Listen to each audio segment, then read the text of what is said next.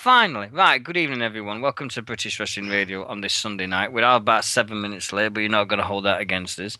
I have got one thing to say to you and to person in that chat room and everything. So, you think you're untouchable? Yeah, we do. Fuck off. No chance. I don't give a flying toss bug. I've had it up to here with fucking Cena and everything, saying I'm a Cena mark and everything like that. So, I've got two words for the lot of you. Word life. There you go. You don't do my fucking nothing. Bleeding Cena mark in my ass. What do you think you're bleeding are? Eh? You there? She's disappeared. She comes on for 2 seconds and then she disappears. Oh, fuck's sake, yeah. Me, I'm a Cena mark. Get the fuck away from me. There is no chance in hell that I am a fucking... There is no way in hell that I'm a Cena mark. Oh, Yes, you are. No, I've got something to say to you. I am sunburnt to a crisp. I have been playing cricket today, and you know the worst thing is I've been wearing these white wristbands, and I might put a picture up, but I've got a red hand, and I've got a red arm, and then you can see this white band where the wristband was. And Didn't you put any sun cream on? Did I fuck? Oh, God, there you go, look. Oh, but I just went to play cricket today, so we lost, but people's going to get that a lot of the next 4 months that we play cricket a lot. And even at my age, I do like to take part in physical activities. Now, I am not apologising for anything that I have done over the last 7 days, because all the fucking Cena marks saying, oh yeah, so they've been trying to get me back. It is one person called Lee James. He's the one that started this. He's the one that said that, oh, because I put this photo up of me in a Cena t-shirt, that I'm a Cena mark. So I thought I'd just play at his own game. And I did. So I just played it, and I very simply said to people, yeah, I'm going to do it. So I just turned around and I just said, so you think you're untouchable? And put word life videos on wherever I found them. And really went. And then what's he fucking do yesterday? Did you see the picture? No, I didn't actually. He took a photo of him with a fucking red phone box. Yeah. Then he goes one step further. He brings Lee James, you little legend. He brings in this fucking red phone box into this bleeding little battle. I'm going to say this right now. It is a long time. I have got planned what I'm doing to Gavin on June the 1st. I'm doing that straight. I am not going to Preston now. Something's happened over here that's taken me away from Preston, so I can't go. But I am going to Southside. And I promise you this, at some point, Sunshine, me and you are going to meet up at a wrestling show. And all I'm going to do is you're going to regret the day you ever put that red fucking phone box on your page. That's all I'm going to say. I'm saying it now. But how's your week been, wrestling-wise? Yeah, it's been good, I think. How's yours? Apart from all the shit we've been giving you. Well, it's not been a very good week for Vince McMahon because he's lost $450 million in one day. Has it gone up to 450 now? I thought it was 450, but some people said it was 300 and something or 400. I thought it was 350. I thought it was 450. So call it 400. We're in the middle. Yeah, it's true. Only another 50. What's another $50 million, right? Yeah, what's another 50 million to Vince McMahon? Eh? He's just lost.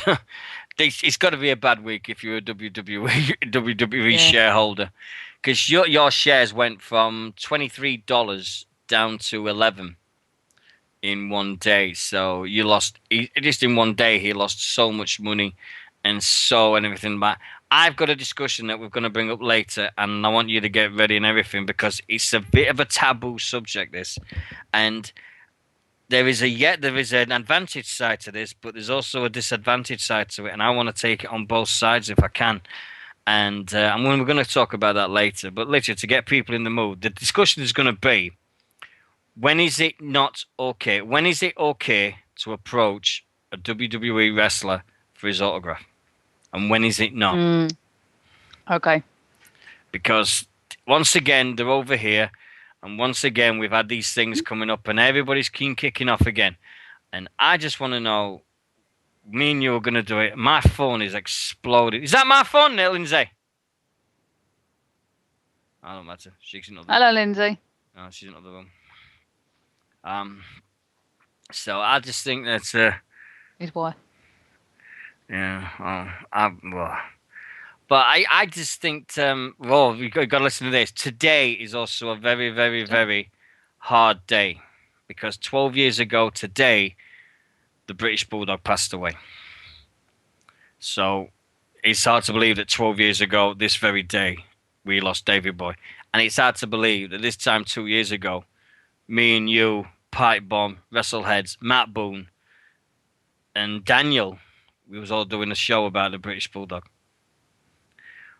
which I have had to remove from Facebook, from YouTube. Can you believe it? It's now gone. Why? Because at some point in that video there was music, and because YouTube are coming hard down on it, when you play music in videos, they think you're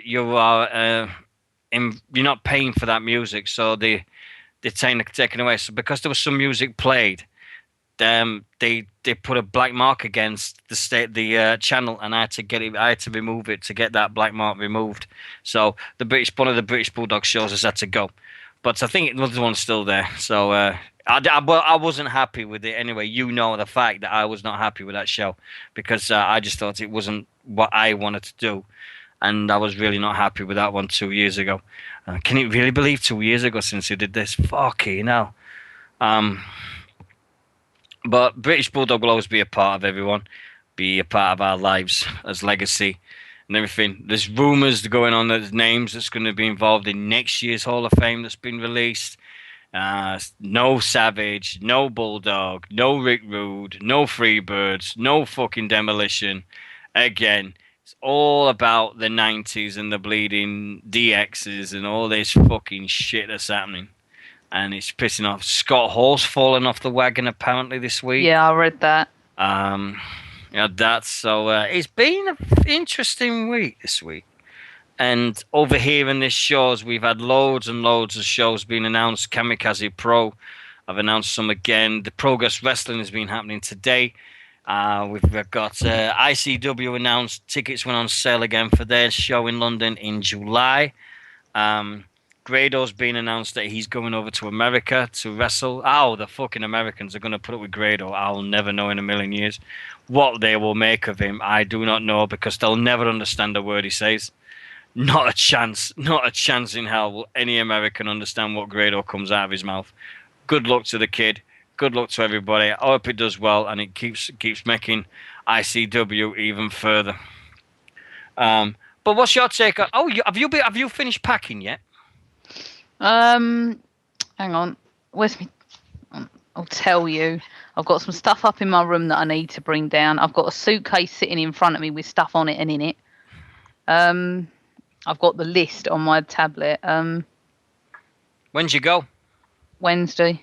Ooh, and when'd you land? Tuesday. No, Thursday actually. What? Oh yeah, because you're going in front, aren't you? Yeah, 8 hours in front. That's what we worked out. When you start the show at 10 o'clock, it'll be about 11, 12, 1, 2, 3, 5, 6. Glad you mentioned that. 6, 7 in the morning for me. Right, I can announce now who is going to replace you for the first show. Okay. Right, on May the 23rd, British Wrestling Radio is going to have me, yours truly, and Joe Tarpey, a.k.a. from the 30-Minute Pipe Bomb guys. Oh, Joe Tarpey will be good. This guy, if nobody knows who Joe is an absolute dreamboat when it comes to British wrestling. On our first ever charity show, he stayed at least 10, 12 hours. He did. He was there for the whole of the Saturday. It was absolutely phenomenal what Joe did. So Joe's... And we chatted while you went and had another cold shower. Yeah. I remember that day so well. Excuse me. Oh, pop. We've had... I had lots of people asking me, and there is another week that I've got to do, but the problem is that show would be on Friday night now, because I'm not going. So it's the 30th. 30th now. We're gonna have. I'm gonna get somebody else, and I have had people ask and everything, and I think we're gonna go with Matthew from Outside the Ropes. So the guys in Belfast and everything like that, so he can come on and do it as well. I've just got to ask him and make sure he wants to do it. But they wanting to come on board. I've heard some news that they want to come on board with the British Wrestling Network. So everything's happening. It's not nice and rosy at the moment. I'm just sat here and my arms are burnt to a fuck. I am suffering so bad with burnt arms at this moment. Well, you should have put sun cream on, shouldn't you? Yeah. You and me. Hey? You see, saying every this, Nixy, Lindsay's going, you go, Nixy, you fucking tell him. Thank you. Yeah. Can you bring us my phone in, love? Don't do it. But, we'll ring the fucker. Yeah. British Wrestling Radio, way. What can we say? I can't believe there's only a few people in our chat room tonight. But it's Sunday night and Impact's on, isn't it? So I've started watching Joker's Wild 2 that was on Challenge this week. Oh, Nix, you got to see it. You got to see it. Mm-hmm. Hello, sexy. You got to see it just for one reason alone, and that's it. Rockstar Spud comes out, and if you've not seen it, I'm sorry, but I've got to talk about this. The first match, you have Doug Williams and Magnus reunite as the British Invasion. The second match, Rockstar Spud's first one to come out. No, third match. Fucking brilliant. Rockstar Spud in the ring. He comes out and he says, whoever is my partner in this tournament, I am the team captain. Right, Nix? Right? You know, okay, yeah. Nix talks Spud. I am the team captain of this thing, okay? No one else. I am the chief of staff. I am in charge here. I am the team captain. So with the Joker's Wild, there's 24 superstars. They all get pulled out to be tag teams, and they have to share the tag teams each other. So they roll the drum and pulls it out, and Jeremy Borash calls out Bully Ray as Spud's tag team partner. And he comes out, and I'm not kidding. I've never laughed so much. Rockstar Spud's in the ring. He gets this chair. He stands on the chair, so he stands above Bully Ray. And he just says to her, he goes, I have just got one thing to say to you. As chief of staff of TNA Wrestling, you are the team captain. He just looks, honest to God, Rockstar Spud is gold. And in fact, it was in Birmingham, his own town. Brilliant, absolutely superb. And to see, and this week Fergal and Prince Devitt signed with WWE. Yeah, I heard that. Just over 12 months ago, in December 2012, I saw Rockstar Spud and I saw Prince Devitt at my local community centre for Southside. And now, just we're talking about 15, 16 months later, Rockstar Spud's in TNA and Prince Devitt is in WWE. And I think where they was and where they are now, I think that's amazing. And fair play to every single person that's put this for. And we're going to talk about Prince Devitt because I hope to Christ they don't spoil him. But I can't see him allowing the face paint somehow. Yeah, I thought that as soon as I read that, I thought, oh God, please don't take the paint and that away, because it's part of his character. It's part of how recognisable he is, and I do worry they're going to do that. I think it'll ruin him if they do. I've got the name for him. What, in WWE? Well, because they say, well, he's Irish, isn't he? Prince Devitt's Irish. Okay. Yeah. So it'll be Douglas O'Shaughnessy. If they did it with Pac, Adrian Neville, just think of the name that they'll give Prince Devitt. He's not called Adrian Neville, he's called Pac. We cannot say that name on here. But, yeah, I know it's Paige and it's Brittany Knight, yes, I know we've done that and we always have and we always will. Everything. But have you seen this anti-Paige movement now that's happening? There's people that don't like her. That don't like her for what she stands for and don't like her for what she's doing. I think that's... I can't believe... I mean, she's only been on TV just over a month ago. And they're just giving a shit. People forget what they're at. I mean, I'm sorry to say it, but if this pisses people off, fucking be it. That girl is... How old... Brittany? 21, 22? She's just a young girl. Have you gone quiet? No, there you go. She's gone again. Nixie's gone, as usual. But she'll be back, as usual. Oh, there you are. Yeah. But Dead Adrian Neville versus Bo Dallas in Nottingham, and everyone was saying it was crazy. Mickey O'Doul. That's another name. That's a good one. Yeah, Mickey. Oh, God. Mickey! Mickey! Oh, shit. Oh, shut up with your EastEnders bleeding things, proverbs. Mickey! I'm not an EastEnders fan. I'm an Emmerdale fan. The what? You're kidding, right? What? Emmerdale. I like Emmerdale. Oh, God. That's even not bleeding proper Yorkshire. There's all full of Lancastrian actors, not even fucking Yorkshire people. Do you know how to tell the difference? I know, you told me, Al. Go on. I can't remember. It's when they've said the word book, right? It's a word when it says double OK at the end of it, like look, book, cook, all that. A Yorkshire person says it how I'm saying it now, book, cook, look, and everything. A Lancastrian person goes book, cook, Luke, and all that. That's how they say it. That's how you can tell the difference between a Lancastrian fucker and a Yorkshire person. Easiest thing in the lot. Right? There you go. Yorkshire person saying it. If there's any Lancastrian people listening, pity you for being born in that fucking shithole of a county. That's and it's filmed near Leeds at Yorkshire Television. So yeah, Yorkshire Television should be renamed Leeds Television. Yeah, that's our bias. Tropical paradise. Leeds is a tropical paradise. Tropical, my fucking ass, bleeding tropical. Talking of Leeds, yeah, Gavin Knotts and Brahman, who listened to the show, they went up to see Rob Van Dam in Leeds, and managed to get out of it. So we now have. Did they have the weed on a pole match? No. Now we had tonight. We've got it sorted that the WWE are over here, which means one thing, and it means one thing, which is gonna. And I don't know whether to do this tomorrow night. Like I should have done it last year, but we didn't do it. Now everybody knows that I don't like the set for the WWE with this country. And it's not the fact that it's a red phone box, and it's not the fact that it's a red bus, and it's a black taxi, and it's all these things. The thing that does my gut in is that the fact is they have not changed the set in 15 years. Right? Yeah, I know.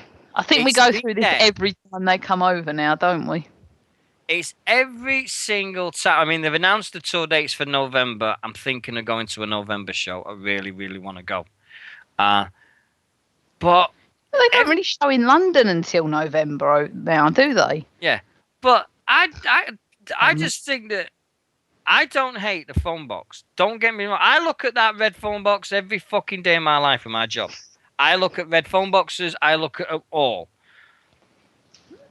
The one thing I can't stand is the fact that the WWE have said this to us, and oh yes, and they stereotype us so bad about what Britain is about. Like we're the beef eaters, and everybody has fish and chips. Well, yeah, that's true. And I don't. And that.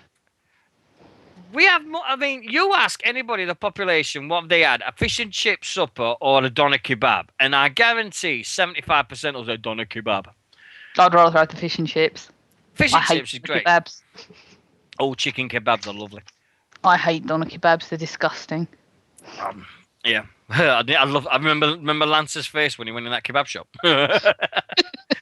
Yeah.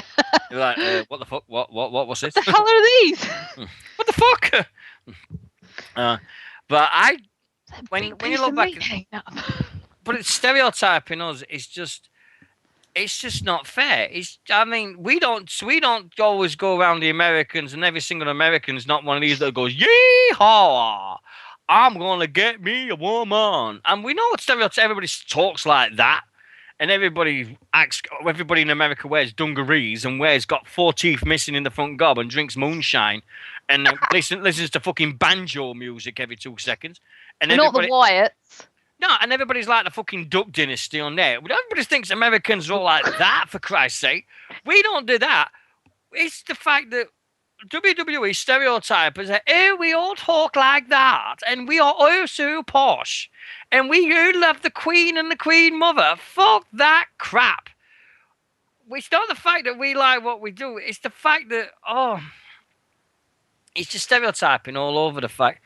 Every wrestler that goes to the WWE from England has got to be a bare knuckle bruiser.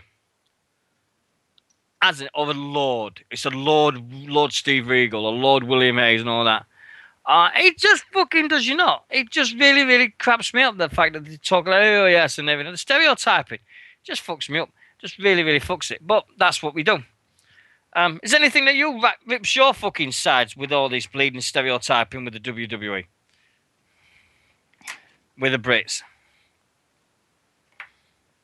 Nope, not there. Right, fair enough. Not really.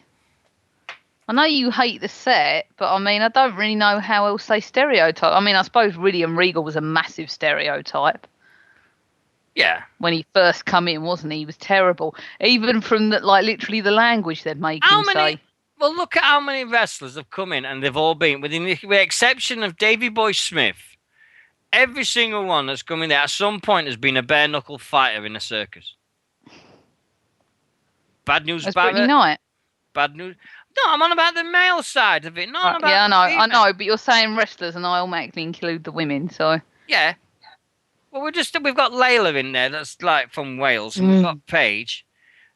This is going to bring on to my second point. Do you think the WWE put the belts on 3 of their stars, the 3 of their Brits, just because they was coming over here? They haven't really done that before, have they? No, not to a certain extent. I mean, we never had Barrett, and we never had Paige, and Pac himself, Pac all being champions, and they come over here. I think they've been cut. And Dave Taylor, exactly, another bare knuckle bruiser.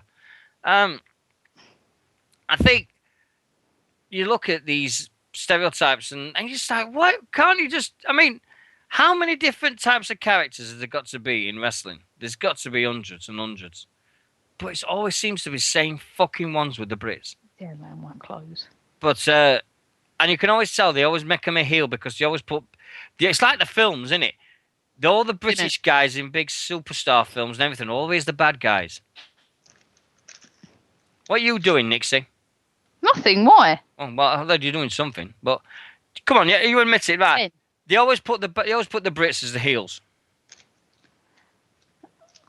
The only one out of the 3 current. I mean, what's Adrian Neville? Is he a heel? No, not yet. Sorry, no. Oh, okay. Oh, I said the name, didn't I? Wash my mouth out. There you go. There you go. You're banished to China. Go on. Off. Paige isn't a heel. Barrett's the only heel, although apparently they're thinking about turning. Oh my god! If they turn Sheamus, they could just have like a little tag team going on. United Kingdom. Yeah. Now we got to put this out because there's been an argument over the last few days about Sheamus with this. They're saying that there's been 4 British champions. Sheamus ain't British. Sheamus is fully 100% Irish. Born down in Dublin, down by that areas and things like that. Dublin is part of the Republic of Ireland.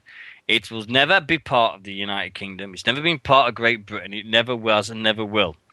All right? So call that argument straight now. Sheamus ain't British. He's Irish.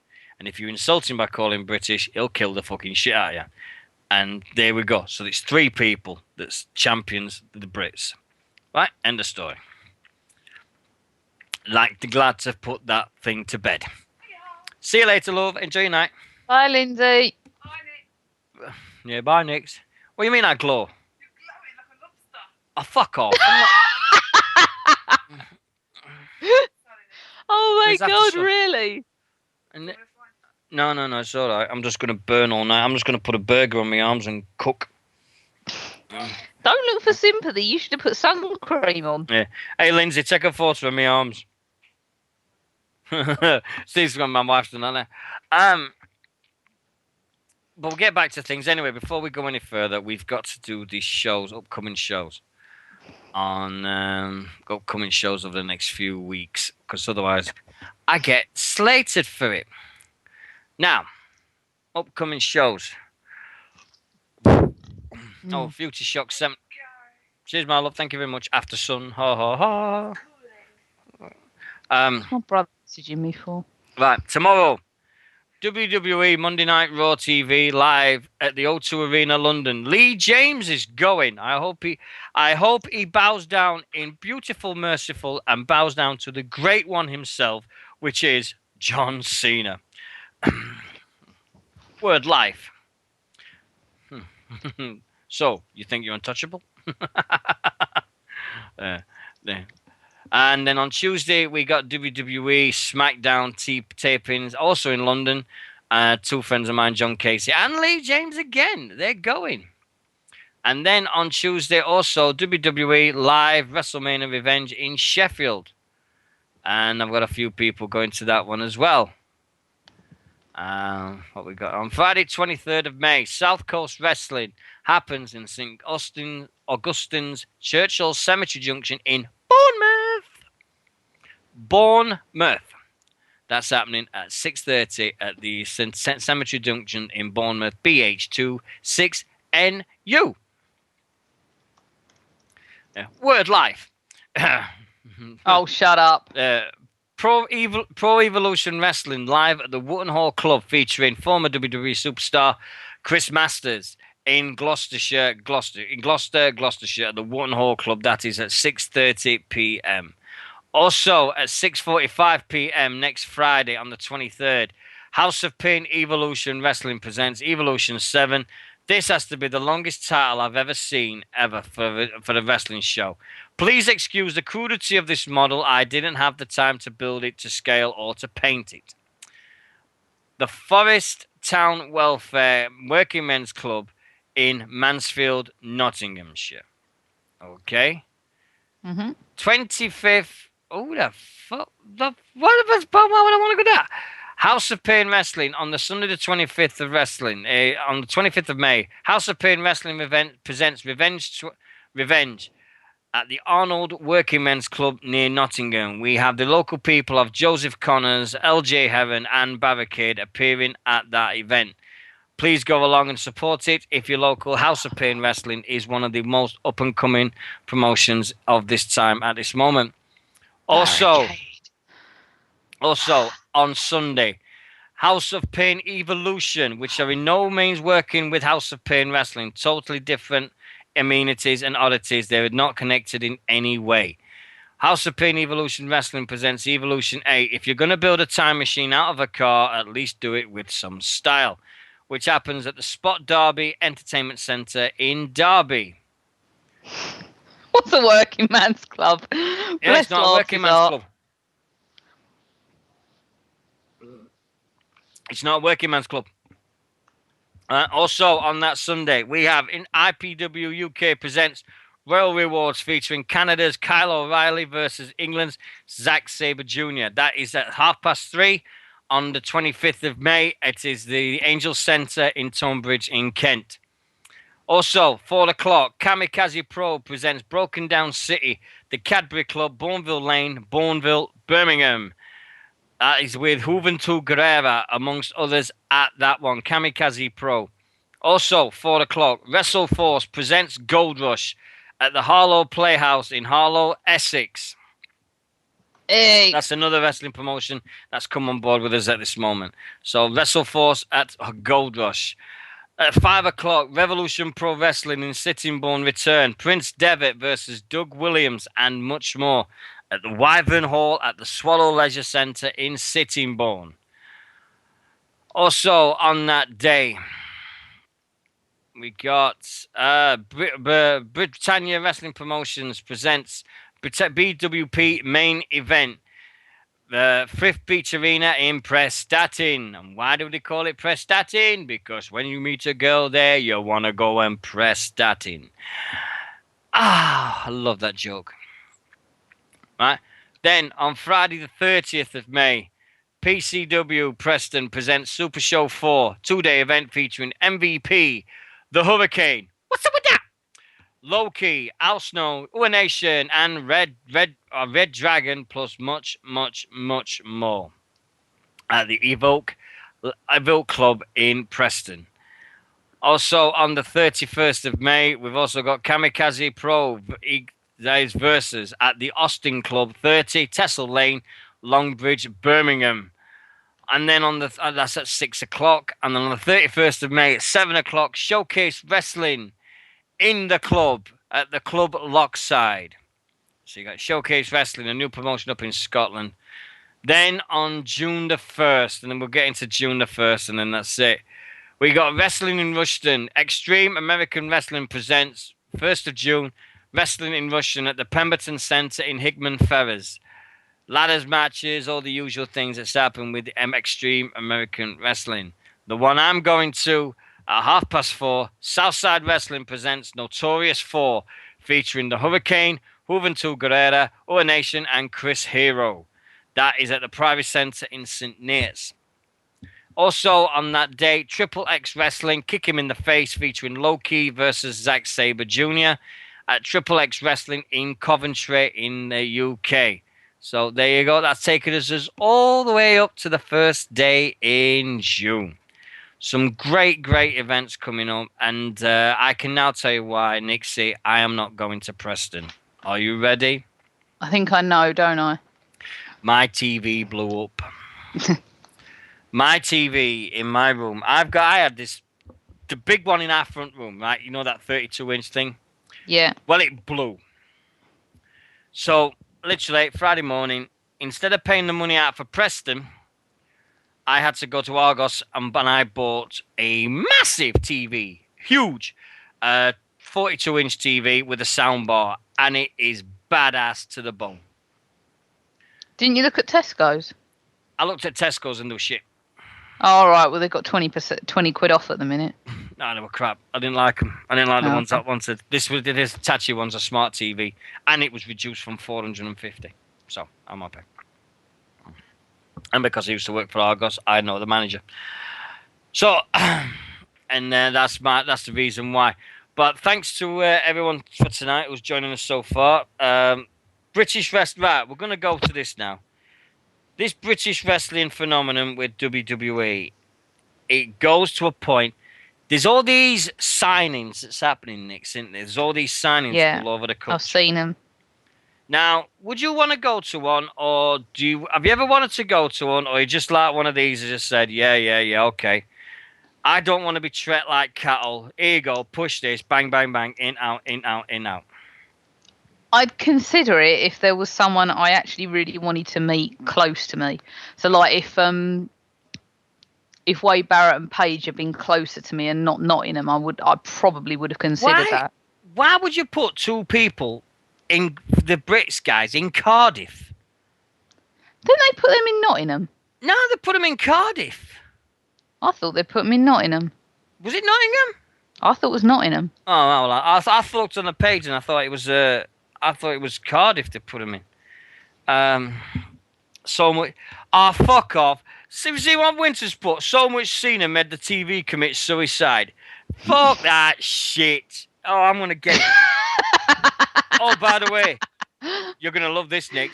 I just realised what you said. The next pay-per-view, Payback, is on Sky Sports 1. Yeah.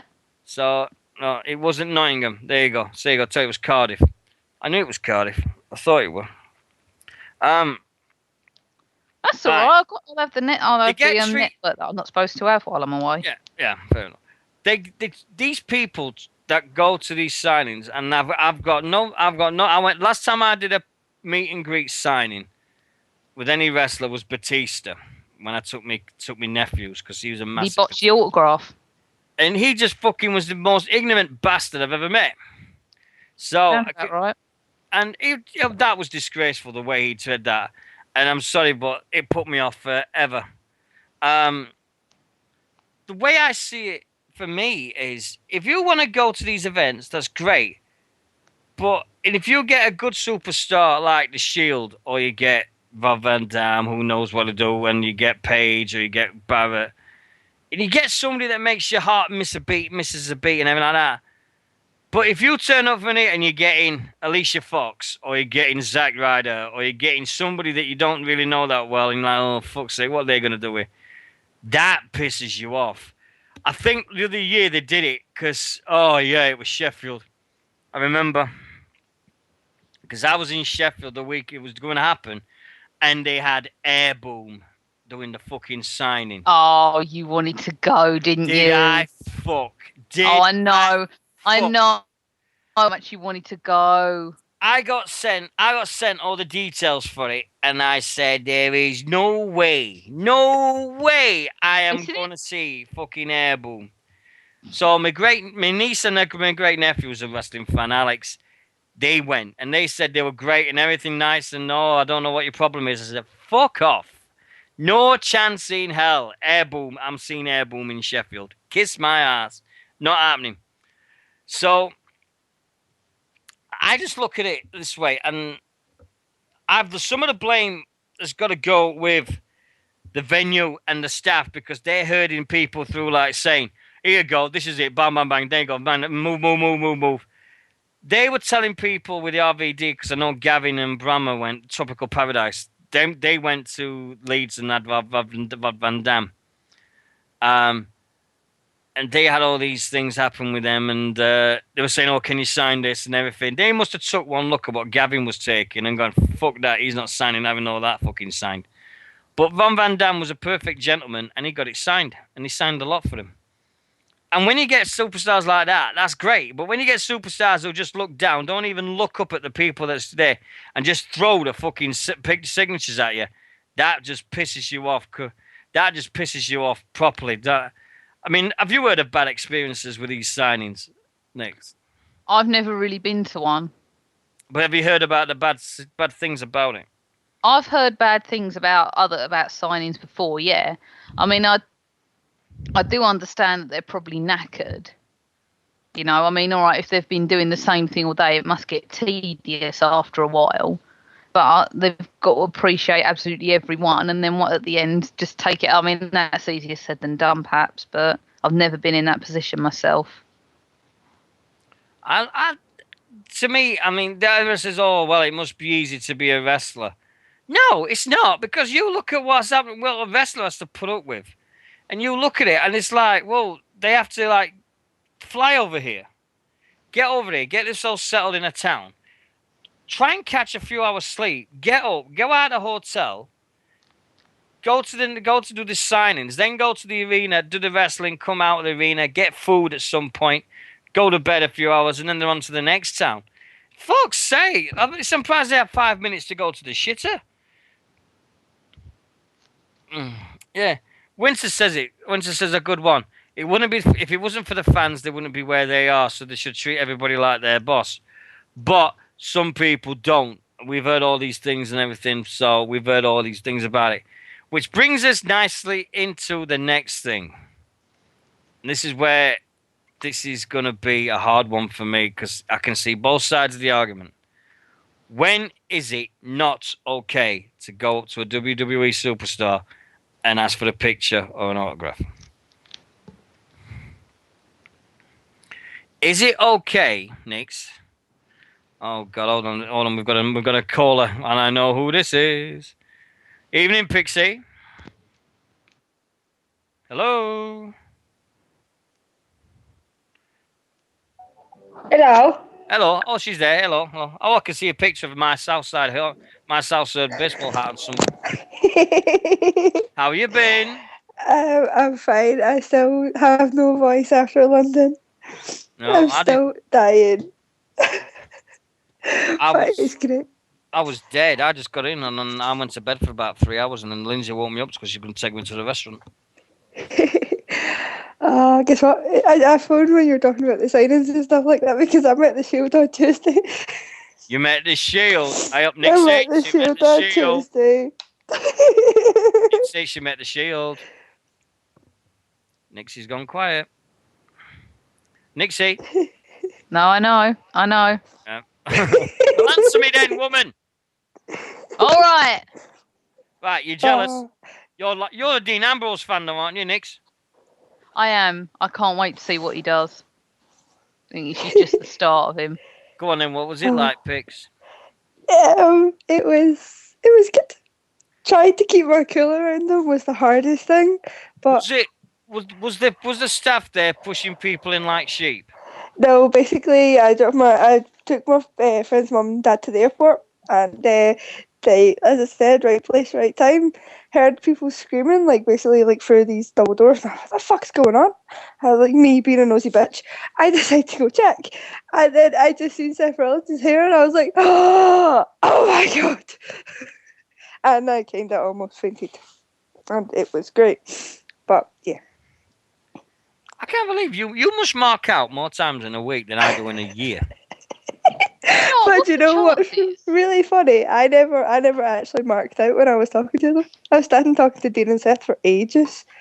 And you got Roman Reigns standing there, like, grumpy bugger in the corner, going, "Can we go yet? Can we go? Can we go?" And I'm like, "Shut up, you." But yeah, I got a hug from Seth Rollins. I'm happy. You're made. You got what? I got a hug from Seth Rollins. Oh God, dude. Doesn't it make you sick, Nick? Seriously, all these people. God, I mean, I'd have loved to have seen the Shield, but I'm 45, and they'd be like, "Oh, hold on a minute." Yeah, I hugged Seth and I fist bumped Dean, so I've decided I'm never going to wash again. That's not true. Yeah. I will wash again. I have washed again. Yeah, it's awesome. Oh, but thank you very much for the nice gestures and everything with London. It was a cracking night. No problem at all. Do you know what she did, Nick? I've got to say this now, and this is everybody, and this is going to be so fucking funny. Pixie bought a BWR NWO style T-shirt. Right? Oh no! Right, Nick, so what about this then? Within 5 minutes of this T-shirt being passed to Pixie, she took a pair of scissors to it and just cut the fucking thing to pieces. Why?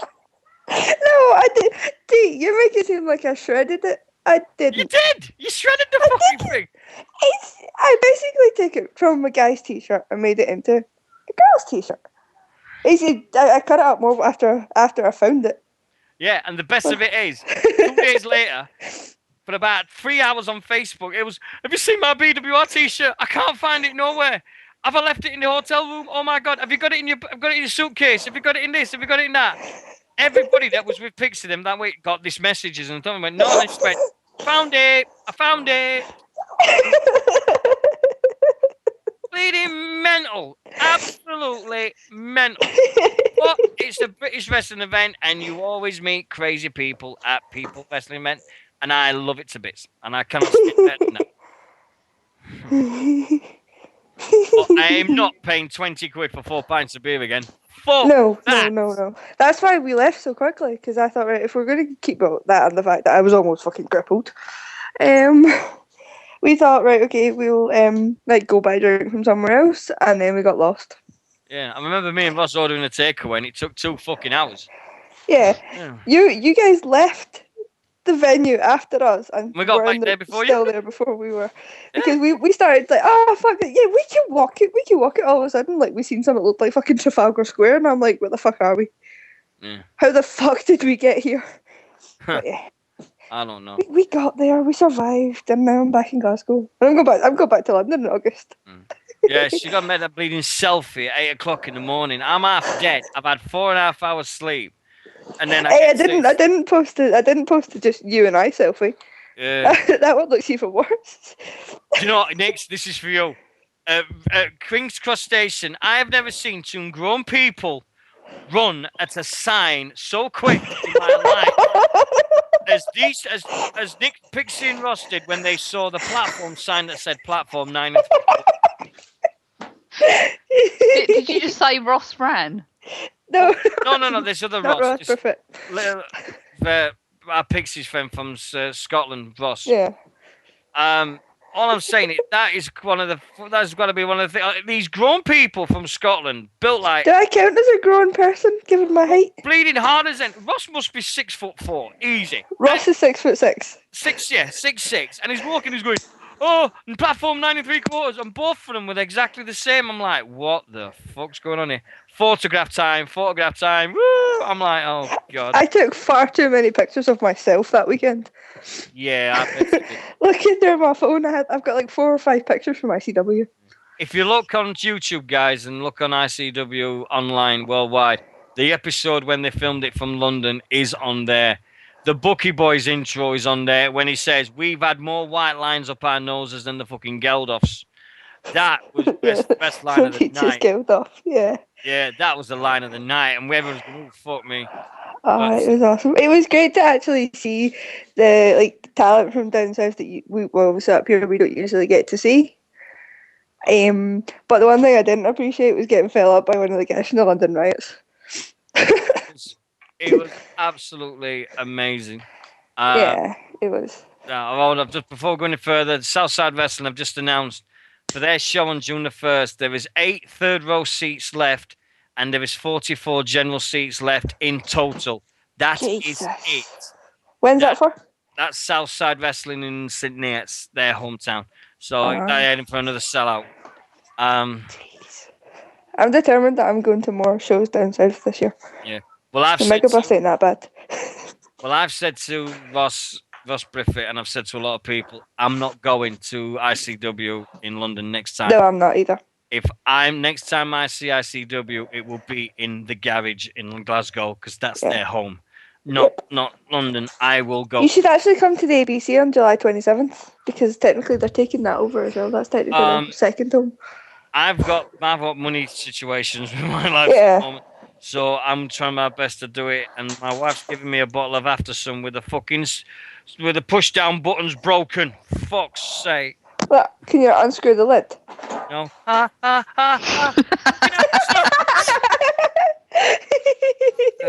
fucking burns. Fucking she's a bleeding. Don't feel sorry for him. He should have put sun cream on in the first place. Okay, exactly. Stinks to high heaven. What the fuck does people think of doing this to themselves for? I'll have to put a port to my arms because she'll laugh your fucking heads off. Honest to God. That's it. Got a lobster face apparently from Midlandsey as well. So, I'm wearing. Oh, by the way, I'm just telling you guys, I'm wearing pink all cricket season as well because I'm wearing it for a friend of mine. Is that so that it matches your skin? No, it's literally a serious thing about it because I've got a friend who's got. Oh, I see you do, yeah. So I am wearing pink all season long for my cricket team. Quite right. So next week at Southside, I've got to get myself a pink hat again. So I'll get that. And if they've got pink jackets, God help them. Yeah, they've got the new yeah, I know, I've seen them. jackets. They've got college style jackets, and there might be pink. One of them said so. Who knows? I might have to keep an eye on that. Yep, I'll show up little pictures up on everybody from the souvenir stand. Anyway, lovely to speak to you as usual. Yeah, you too. All right, speak to you soon, guys. All right, you take care, love. Bye bye. You too. Bye. And that is our resident person all the way from ICW Scotland who came down the other week and said it. But yeah, it's nice when that happens. Nice when you talk to people, and it is really, really cool. So, now Nixy is Nixie's disappeared again. Oh dear. But good luck. The card at St. Nate's as well is the Hurricane versus Martin Kirby, Chris Hero versus Dave Mastiff. No, I am not going to mark out. No, I am not. Yes, you are. No. Money in the Bank, Joseph Connors versus RJ Allen versus 4 more. Juventud Guerrera versus Robbie X versus El Ligero. Or Nation versus Chris Travis. So there's a meet and greet available and blah blah that. So not to worry on that one. And then I can't wait because I'm going to meet a Hurricane. I can't wait. So that's going to be a good night. Right, we'll get back to our little thing. No, of course you won't. I don't mark out with Dave Mastiff. I just go fucking mental. God, my arms feel like they're on fire. But that's my own fault. No, I am not going to go. I am not going to mark out. But Nixie says I am. So I'll take Nix's word for it. So that bleeding internet tonight is a vibe fucker. It's doing me bleeding up. Um, I'm coming. I don't know what's happening. I don't look too far ahead in my life. I try and look a couple of months ahead. They've just been announced. There's this Super Clash in November, and so we've got all these great things happening in November and in October, November, December. So there's lots and lots of things I've got to plan before the rest of this year. It's only May, for Christ's sake. It's not only bleeding May, and we're talking about the end of the year already. It's been phenomenal so far. Full House Wrestling have been announcing some more shows up in Peterborough as well. Good luck to them as well. And let's see how that goes. Are you back yet? No, she's not. So, as we were saying, when Nixie comes back in here, we're going to do this discussion. When is it right or not right? When is it off limits if you see a WWE superstar or a wrestling? It could be a British wrestler, it could be an American, it could be anyone in the world.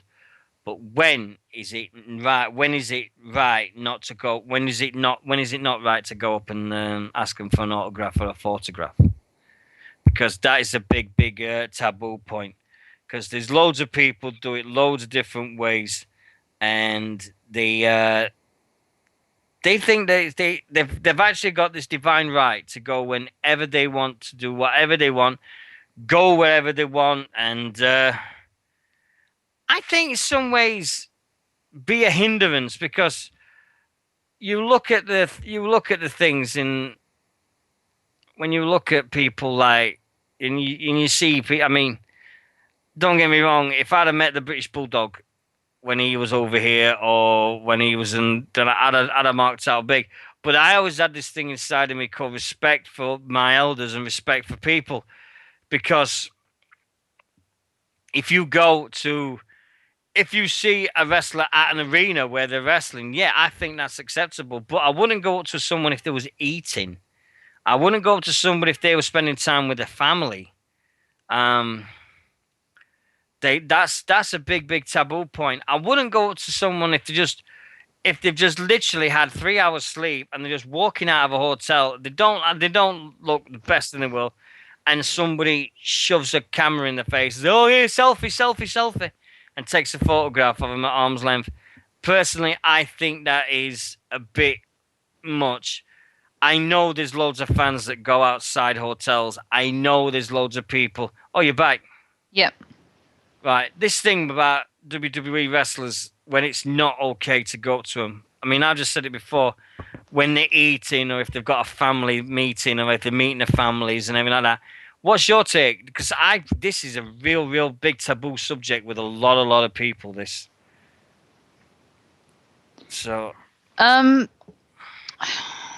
mean, we know people that do go and meet stars outside hotels.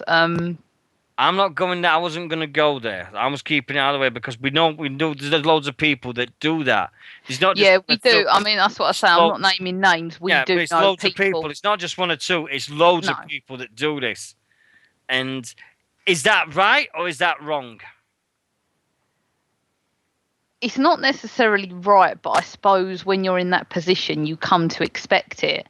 I mean, in a way, it's no different to someone like Lady Gaga expecting the paparazzi following her everywhere she goes, waiting outside the hotel for her. It's not dissimilar. It probably comes with the territory. Is it fair? No. Is it fair for me to run up to Dean Ambrose just as he's got off a plane and go, oh, take a picture with me? No, it's not. You've just got a flight, 9-hour flight. You're knackered. You probably just come from a show anyway.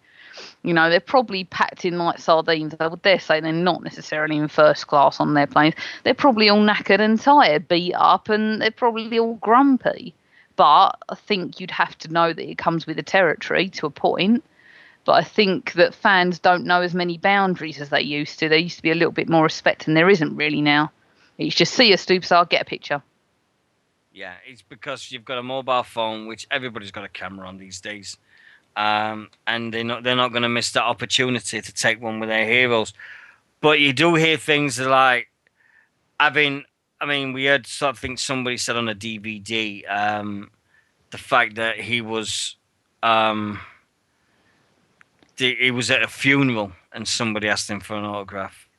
Somebody was having a pee in a urinal and someone's Yeah, I've asking, heard those stories. and it was asking for his autograph. There is got to be this a fine line of do you swallow that thing courage and ask them, and if they say yes, sure, they sign a piece of paper, a photograph, you feel $1 million. If they turn around and say, I'm sorry, I'm busy, I can't do it at this moment, you'll then go away and go, I fucking hate that twat. Why couldn't he do that for me?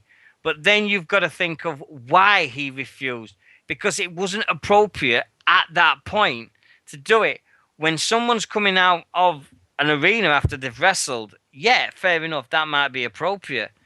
But to me personally, I don't think it's fair when somebody is just woken up and they've got to travel 4 or 5 hours on a bus or get on a plane and they like that, rush to an airport, and you come up to them just as they don't look the best. They look an absolute mess and everything like that, and all of a sudden it's like, I've got to stay away because it's not fair. Yes, I've seen them at an airport. Yes, it would be nice, but I'm not going to do that.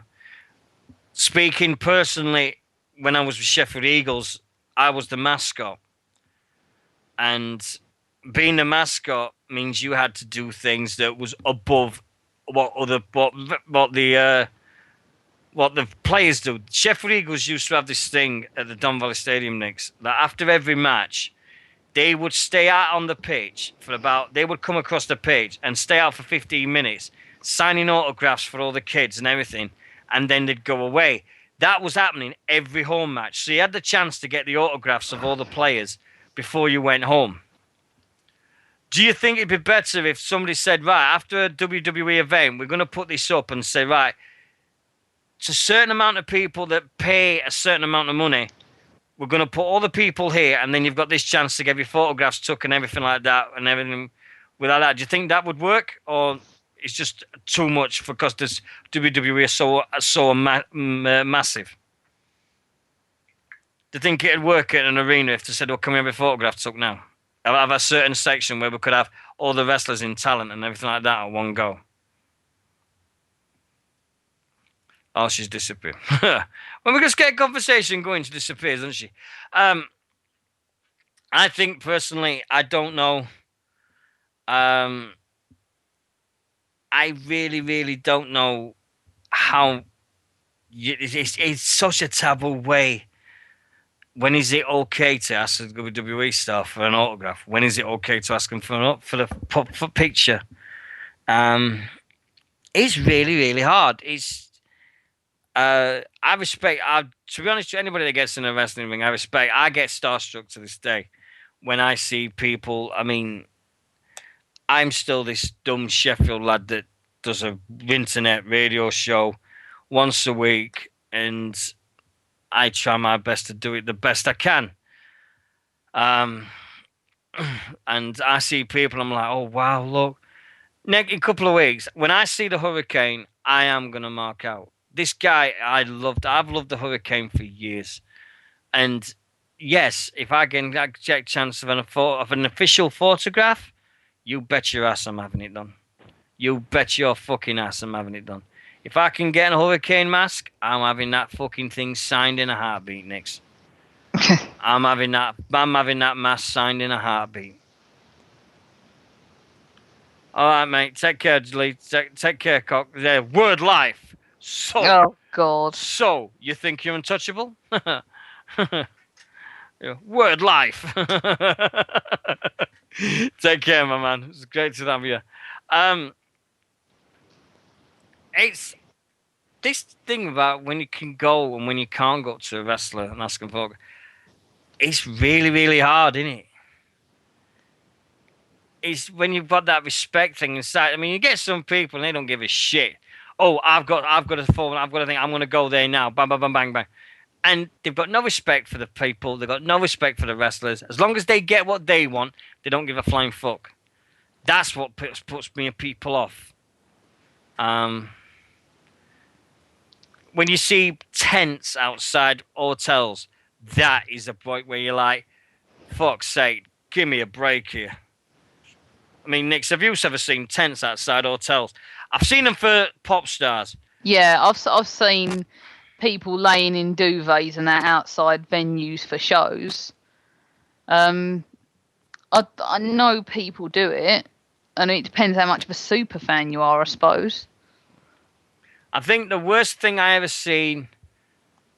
I mean, it borders on stalking some of that, really, doesn't it? To be honest.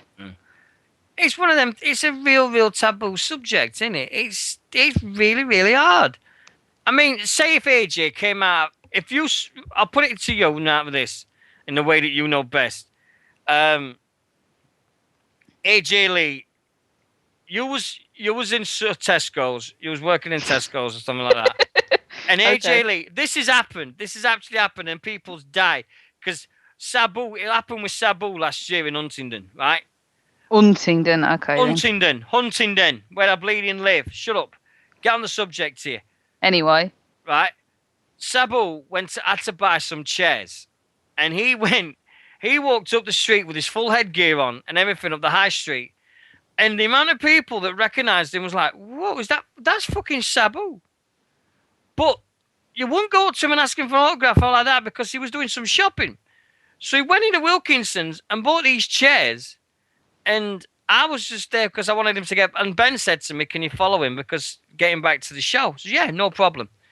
So I'm stood outside. This kid's face when he served Sabu at the till, I will never forget it as long as I live. He was like, he'd seen Jesus Christ had come to his store.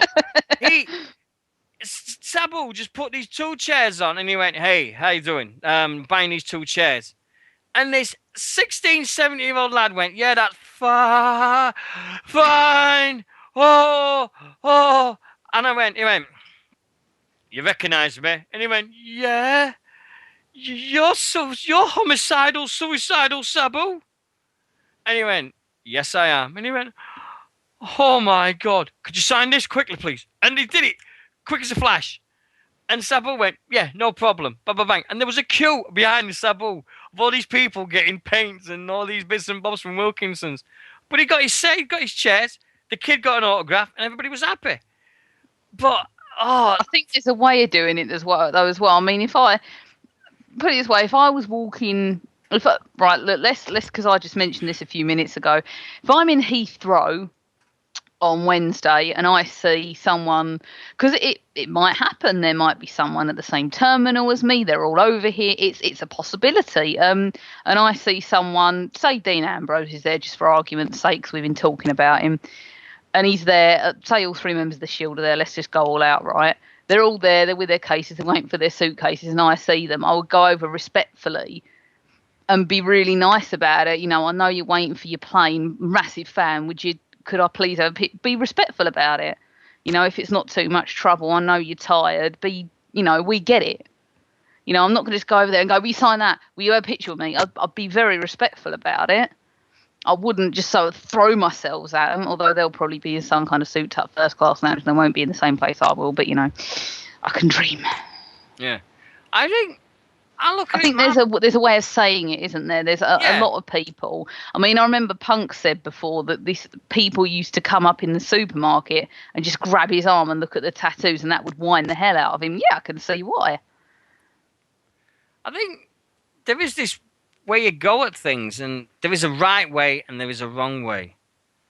But there's so many people that don't know the right way, and they just admit, oh yeah, I'm going to do it, and I hope that I think I made a joke about it last week when Daniel Bryan went to have his neck operation. I said it's just a fact he doesn't want to meet fucking Gavin Knotts and Bleeding Ollie at a hotel. That's why he's got out of it, because he don't want to meet these two at a fucking hotel. That's what I said. And I said it to people in the staff, and I said they'll do anything to get out of meeting fucking Gavin Knotts, won't they? And and that was a joke. But I think the British fans, we do get a bit of a short deal sometimes, because how many weeks now have everybody looked forward to seeing Daniel Bryan? I mean, you look at all the people that's bought tickets, they're looking up to see going, yes, yes, yes, yes, at a show. And now they're not going to be able to do that because he's had an operation on his neck. Nobody saw this coming. Nobody knew this was going to happen, but it's happened. And a lot of people have said, well, I don't want my ticket now because Daniel Bryan's not there, which is fair enough. But at the bottom of every card, of every single poster that's ever been put up in this country for the WWE, it says card subject to change. Similarly, wasn't AJ Lee meant to be on the Euro tour? She's not there now, so... No, yeah. I mean, if you'd have had a ticket, if me and you would have had tickets, and I wanted to see it and everything like that, and you found out that AJ weren't going to be there, you would have been fucking pissed off to the max, wouldn't you? No, I wouldn't have been. Yeah, no, you would. Honestly, no, I wouldn't have been. Because I don't have that mindset. I mean, I would have been disappointed, but I wouldn't have been fucked off to that point. You know, I understand she's been on the road for this amount of time. If she wants to go and have time off, I respect that. There's going to be another opportunity. Because there's no way they're going to release her. She's having more time off next month. She's getting married. I know she's getting married. I want to see her wedding dress. I can't wait to see her wedding dress. Yeah. I wonder if she'll come down the aisle to light it up, light it up. She's going to skip down to the ring. She's going to skip down the aisle. No, best of it, is CM Punk going to come down the aisle and go, it's clobbering time! Boom!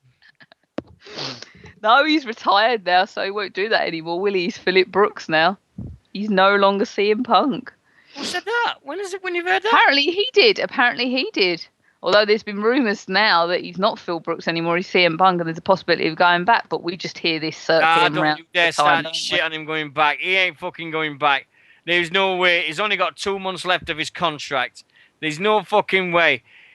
I've looked at this thing with CM Punk so many times, and my opinion is, yes, you've got to admit what it is, but he's fucked over every fan that's ever bought a fucking CM Punk t-shirt or a CM Punk fucking anything with his name on it, and he's fucked them over because he's deprived every single one of us, every single fan that's ever loved that guy, of saying goodbye to him.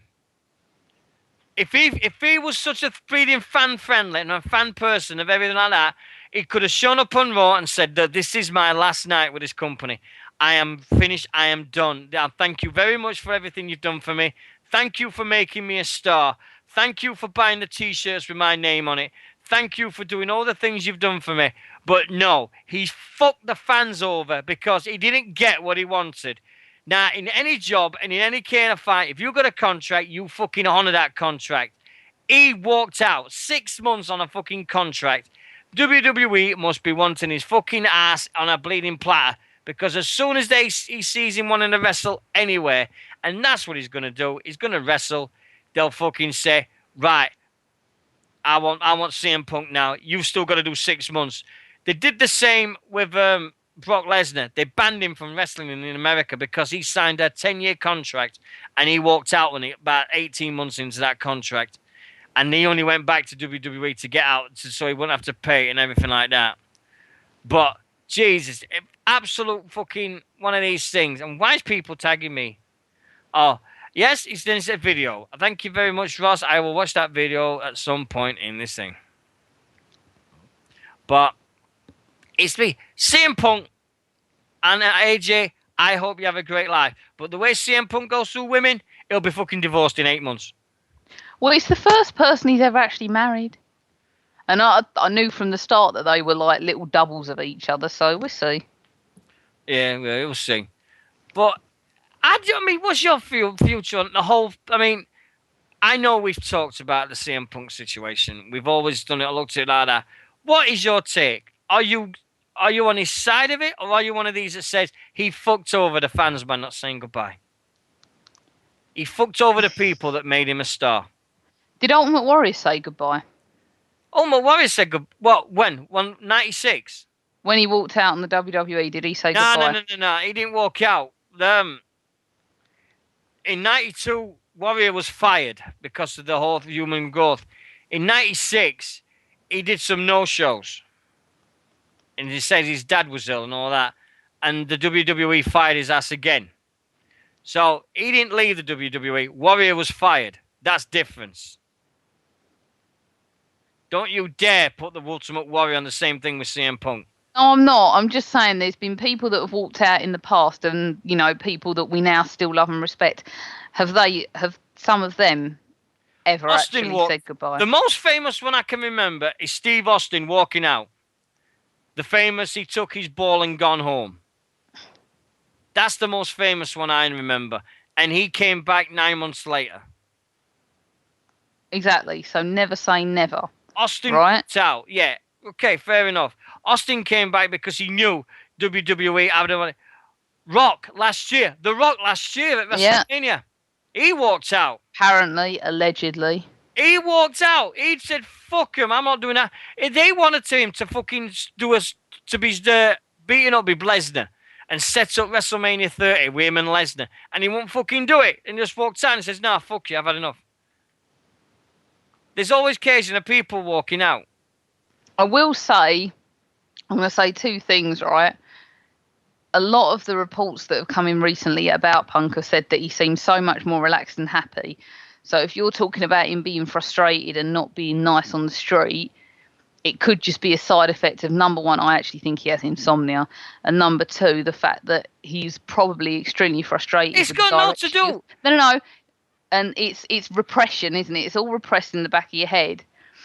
He could be a bit nicer. I've heard some good things. I've heard some not good things.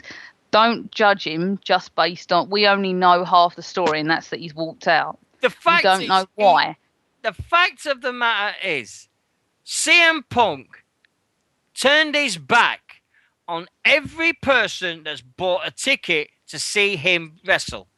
CM Punk has turned his back, and he's taking the piss out of my accent once more. Nicola Newman, I'm gonna fucking do that. Right? CM Punk turned his back. Turned his back on the fans at all. He turned his back on the company. The fans that love him will go anywhere. And look at Nigel McGuinness. Nigel McGuinness left TNA, and he still did. Whoa! No. Or Nigel McGuinness. Hold on. Nigel McGuinness did not leave TNA. TNA fired Nigel McGuinness. There you go. And he still managed to do a farewell tour. Just because you're not going to go and say goodbye in the WWE doesn't mean you can't do a tour of it later on when you eventually can go and do whatever the hell you want on your terms. So you're saying it's all right for him to spit his dummy out, because he's not happy and everything, and to... We don't know why he did it. All right, we still don't know why he did it.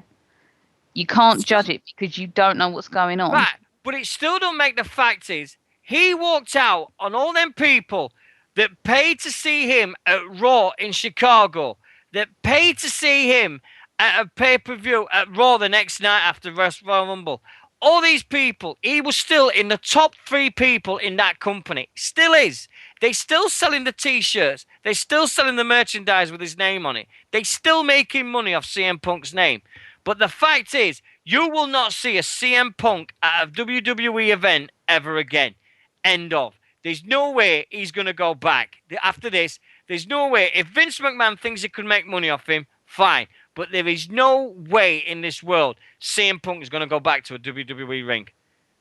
He would rather wrestle in front of 25 people in the backyard than go back and wrestle for Vince. After all this is what's happened, he's exactly right. We'll never know what's happened because until Triple H says so, or Vince, or CM Punk himself, we'll never know.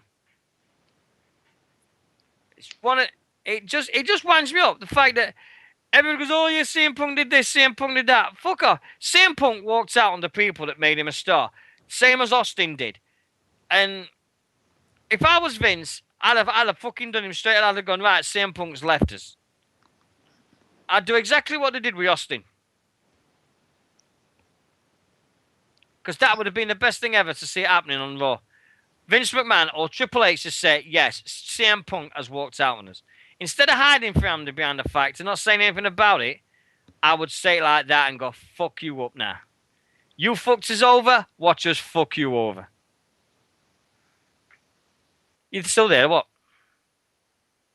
No? Huh? She's disappeared. Oh, dear. Well, you're still there. Nixy, you there, what? No, fair enough. There you go. I mean, I'm asking our chat room. I know there's not a lot of people in it. Oh God, my forehead's burning. It really, really is burning tonight. It really is. Sorry. I hope everyone's having a nice time. I hope you're really cool. If you're gonna tag me in things in Facebook, make sure I want to still like to see it and everything. Um, so see what everybody's been up to and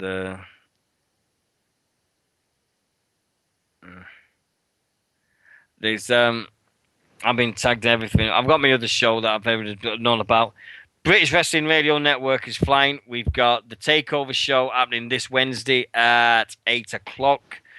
We've got the 4020 Rugby League show happening on Tuesdays at 8 o'clock as well. So we got a little bit that we got. And I've got negotiations with somebody else to come over at the moment. I've got to chat with them about it, see exactly what they want. You're back now? Yeah. Ah, good. What last thing you heard? What? What was the last thing we were talking about? Me disagreeing with Punk walking out on the fans. Yeah.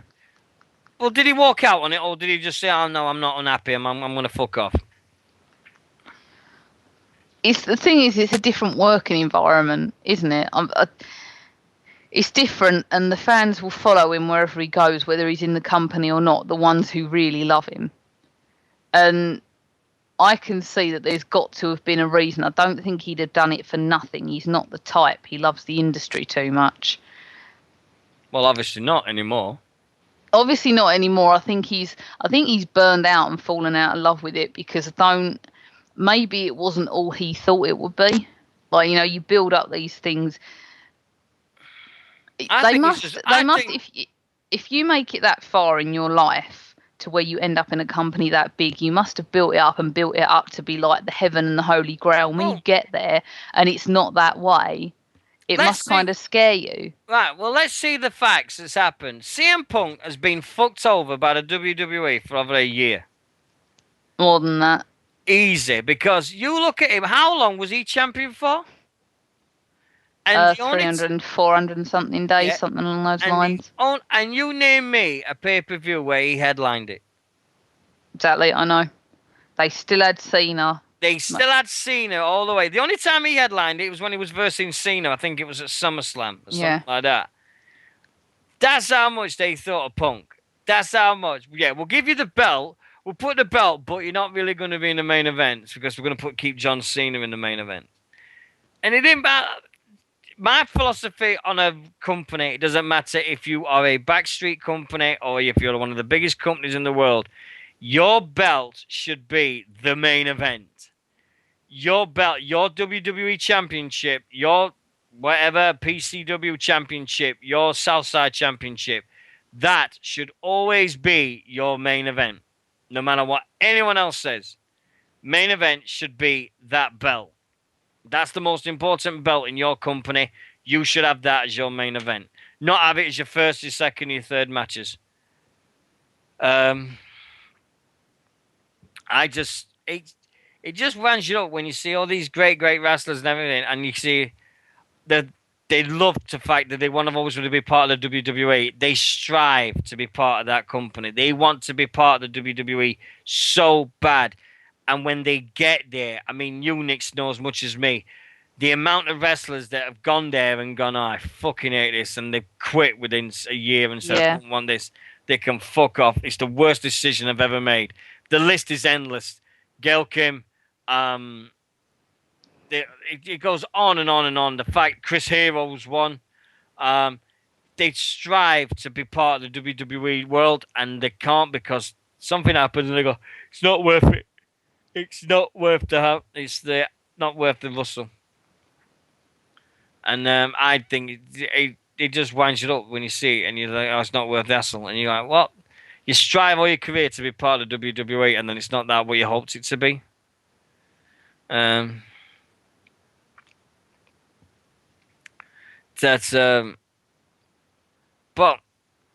it's just WWE, it's wrestling. Now, Team Total Non-Stop Action Wrestling had a big fucking disaster.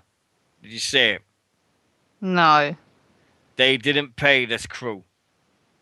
The crew was going to go on strike an hour before a live Impact because they'd not been paid. Oh dear, I did not know about that. Well, you should have read the page because I put it up on the page. This has got to be another nail in the coffin of TNA now. When I've heard of wrestlers not being paid, fair enough, but when the guys that set up the ring and the guys that do all the work and they set up the Tronitron and they do all this work and they don't get paid, that is a big, big no-no. I'm going to ask you straight now, and I'm asking our chat room, and I'm asking people on YouTube, and they'll comment and they'll do everything for this. Do you believe TNA Wrestling will be here by the time they come to the United Kingdom next year? I'd like to hope so. But the reality of it is completely different, isn't it? I hope they are, but at the moment, I mean, we've just had Chris Sabin's quit. He's gone. He's been announced for Southside, so he's coming over there. Christopher Daniels has just announced he's gone. He's done. Gone.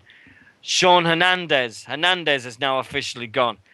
You look at all the releases that's happened since October and all's gone. The list is getting longer and longer and longer. And that is a company that's in free fall. And I'm gonna say this, and I said it to Ross when I was chatting to Ross on the phone the other day. And I'm gonna say this name. There is one man that can save TNA. Right? Dutch Mantel. You, Nixy, know him better as Zeb Coulter in WWE. Well, he won't be able to get there for a while. Right. The reason being is I watched the shoot interview on Daily Motion, I'll say exactly. Daily Motion. They put to him the January 4th edition of TNA when Hulk Hogan appeared. And they had all these talents. They had 85 wrestlers on that 3-hour show. 85 members of the roster. Right? 85 personalities on the roster. Some were signed, some wasn't. Right? He wrote within 10 minutes. He wrote in 10 minutes television for TNA for 3 months from that one show. He went, okay, we're going to put Samoa Joe with 3-month battle, yeah. Mr. Anderson, bang, Abyss, bang, da. He went through the whole roster and he went everything and he wrote the whole TV and everything for 3 months. And I just sat there and went, fucking hell. He's just done that off the top of his head. It was the best thing I've ever seen because it was better than anything that they've done in the last 3 fucking years.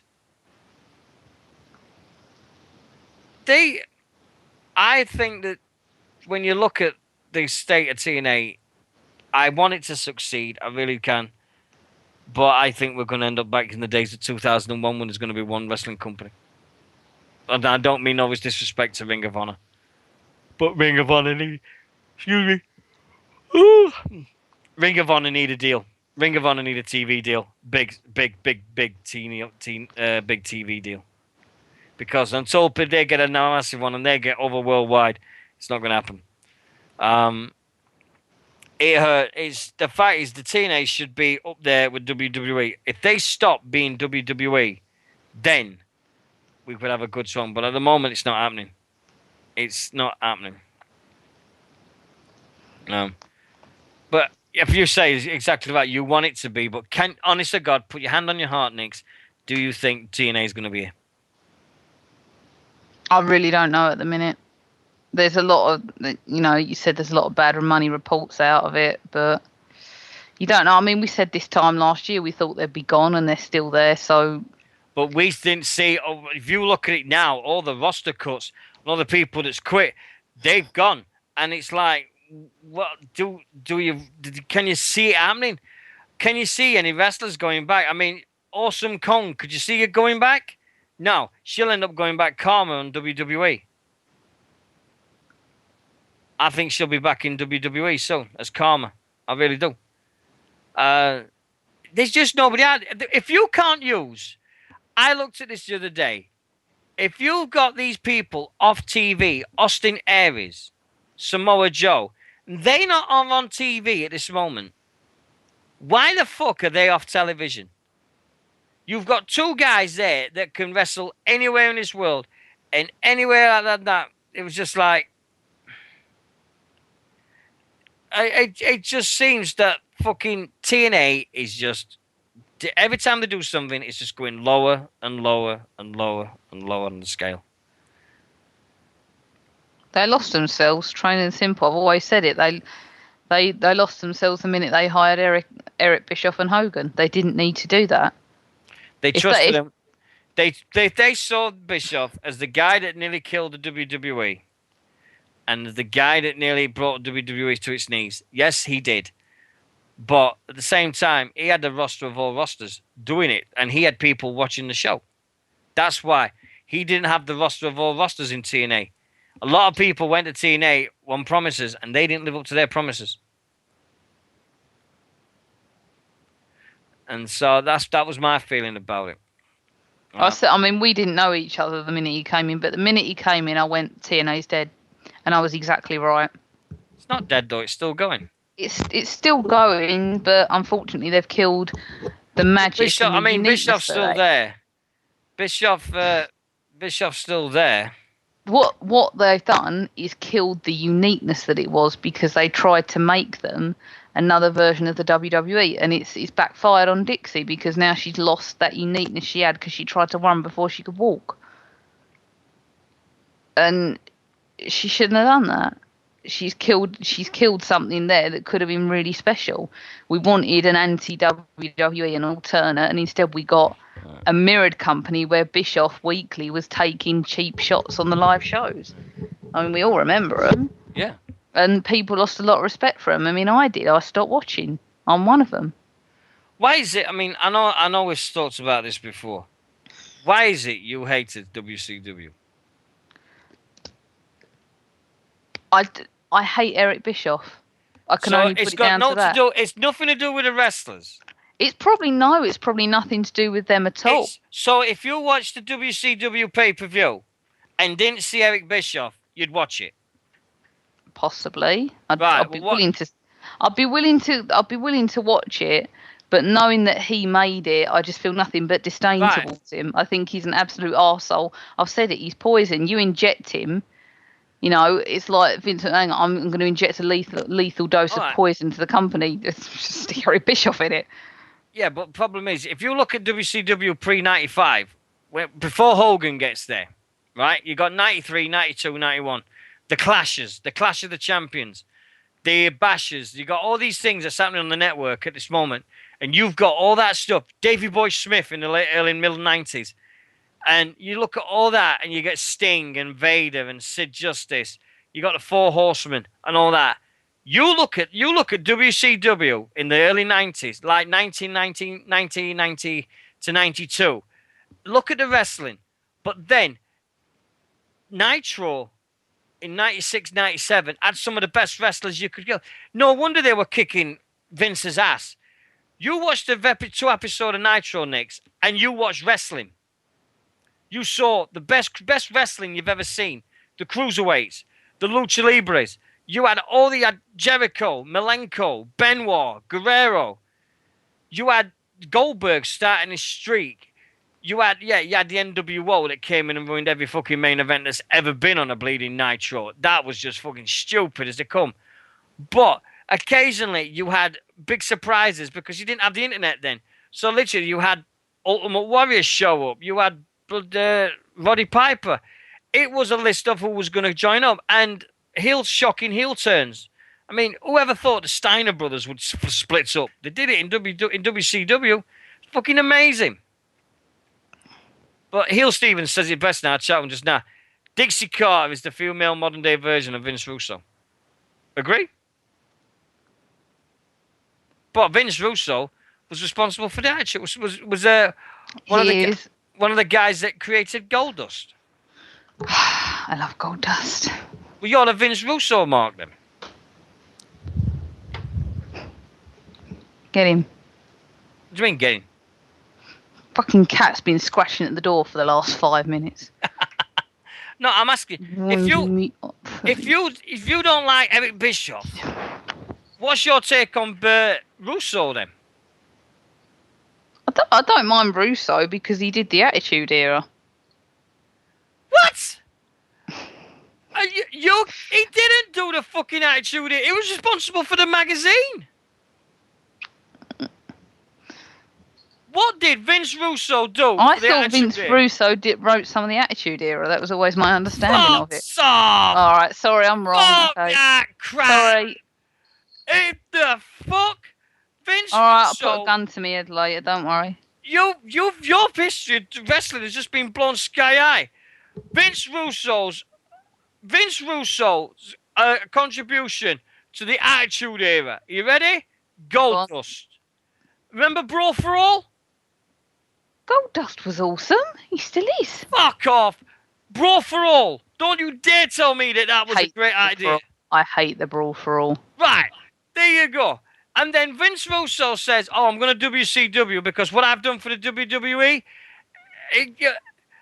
Vince Russo was responsible for bleeding mocking JR just after he's had his attack of Bell palsy.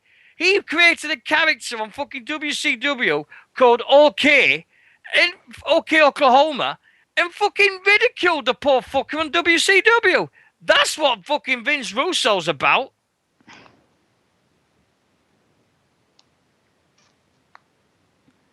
But fuck me, it's just not at the moment, Stephen. I'm sorry, mate, not calling. We haven't got that long left because literally we've got so much to cover as well. But to put Bischoff as saying, "Oh, this is the reason I'm not watching WCW," that's like saying I'm not watching WWE because of the PG era.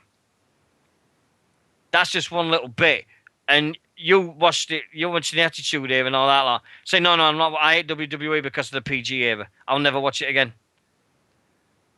Yeah, just the way it goes. It's one of the things you just cannot believe. Right, are you still there? Have you disappeared yet? I'm here. Oh, there you are. Fair enough. You are listening to British Wrestling Radio on a Sunday night. It is 20 minutes before we have to go. Prince Devitt this week signed with the WWE. Now, this is a success story, if ever there was one. This is a guy that took something original, the body painting of superheroes. I'm a Shark Boy. But Shark Boy wasn't a fucking body point, but body paint. No, sorry, my brother's just found Shark Boy, and he sent me a video of it while you were on, and he can't believe it. Give me a shell, yeah. Give me a shell, yeah. That's what he says. And that's the fishing. Oh, God. Right, come on, get back to it. Finish strong. Come on, we've only got 20 minutes. We've got to cover Sorry. this. Right. Prince Devitt. He's now in the WWE. He's signed. He's left Japan. This guy's been the most original guy we've seen in years. His wrestling has been amazing. Do WWE realise what they're getting? No. They're going to normalise him. They're going to give him They're going to give him a name and a surname, take away his face paint, and take away all his uniqueness, I think. I think they're going to ruin him. Sorry to be negative, but who do you know in WWE at the minute, bar the Usos and Goldust, who has face paint on? Who do you know in WWE anything like Prince Devitt? There's nobody in wrestling like Prince Devitt. There you go. And WWE at the minute cannot handle that kind of character. I must admit, it'd be look funny him coming out with Venom into a PG show. Or The Punisher. They don't know what to do with that. I don't think. I just think they're going to get rid of all. I think they're going to destroy his character. I think they're going to turn him into something he isn't. It's kind of it worries me. I don't want him to lose that charm. I want him to come out and be that unique, painted comic book character, that's still an amazing competitor, but I don't think they're going to get that. Do you think he's going to go on NXT? Yeah, oh yeah, they'll all go through NXT. Do you think he'll do, how long do you think he'll do NXT? A month, 6 months, and then call up to the roster? It depends how polished he is in their eyes. Because he's got to adapt to the WWE way of wrestling now. And there is apparently a certain standard of that. There you go, that's his name. Winter's Lair. Prince Devitt, a.k.a. Paddy McFinian. There you go. Or something stupid like that. See what I mean? Yeah, but that's exactly what it is. When I mean, all right, they're not going to have him be called Prince Devitt. I understand that, but he's got to do it for himself. Do you know what my connection with Prince Devitt is? Go on then. This is funny. I took Prince. He came to Huntingdon in December, where Rockstar Spud and everything, and I just started chatting to Dale Harvey at this point. Mm-hmm. And it's just a couple of days after they had the big showdown with Southside and House of Pain.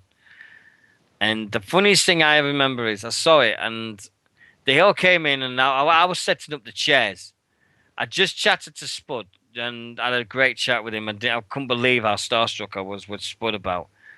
Then Dale said to me, "Dean, is there anywhere we can get some food?" And I says, "Yeah, if you go to the top of this road and turn left to the end, you've got McDonald's, you've got KFC, you've got Frankie and Benny's." He says, "Yeah, but we just want something quick, like a chickens or all that." I went, "There's a Tesco's behind it."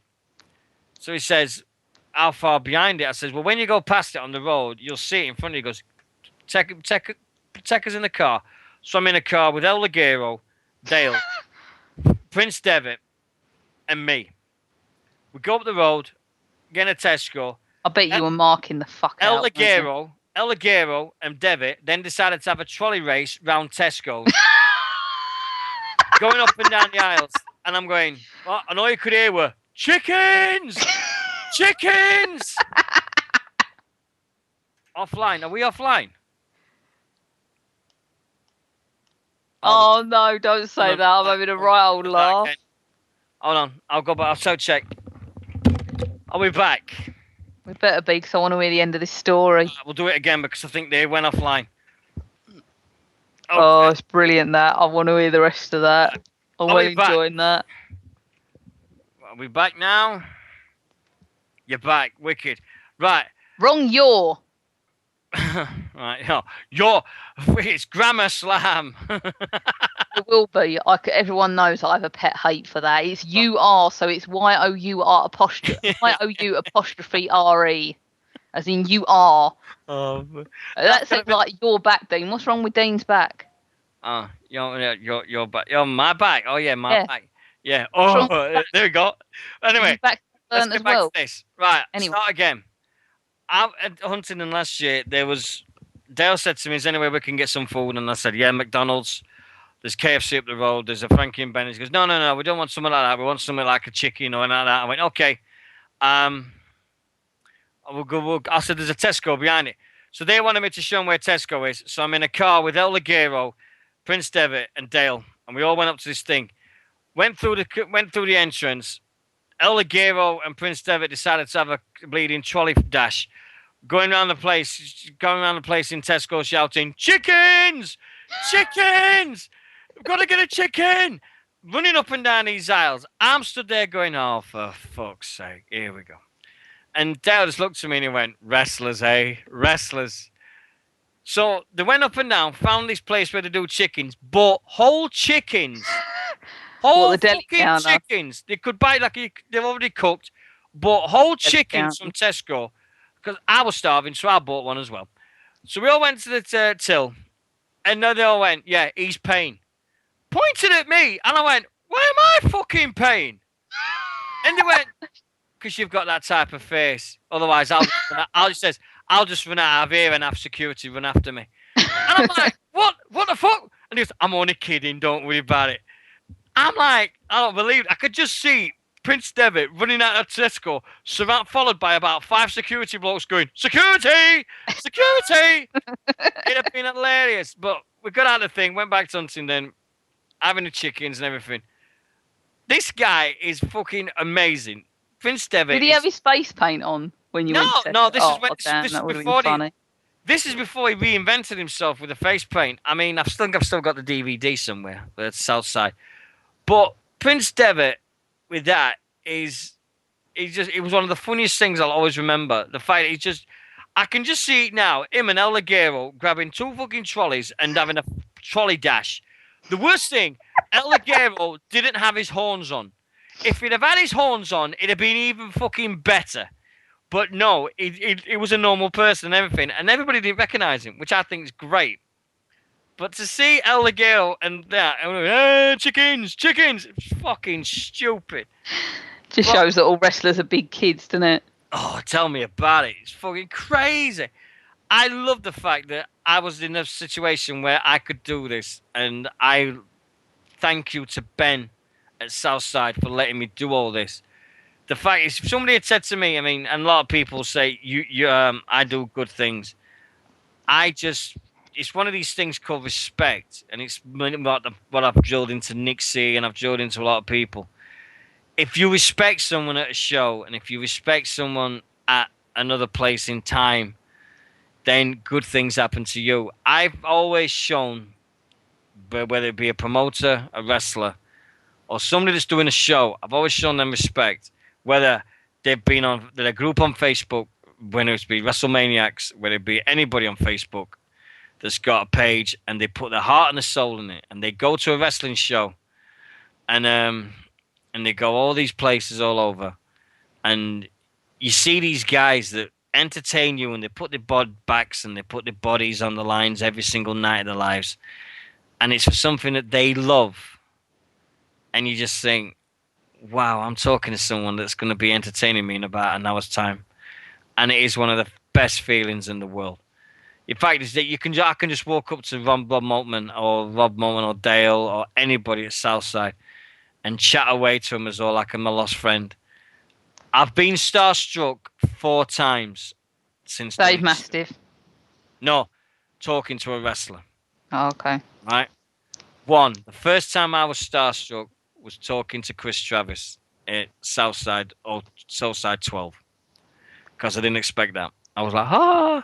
2nd was talking to Rockstar Spud at Huntingdon, because I couldn't believe that this guy wanted to chat to me. 3rd was Mark Haskins at Huntingdon, because I couldn't believe it. I spent 25 minutes chatting about Ross's interview with him, and I was blown away by the fact is. And anytime I get a chance to talk to Styx or any of the House of Pain guys, that was a big one, because I got a chance to talk to Styx. They are the ones with me. I've always like, hold on a minute, I'm just a guy that just does an internet radio show, and these guys got to take times out of their lives to talk to me.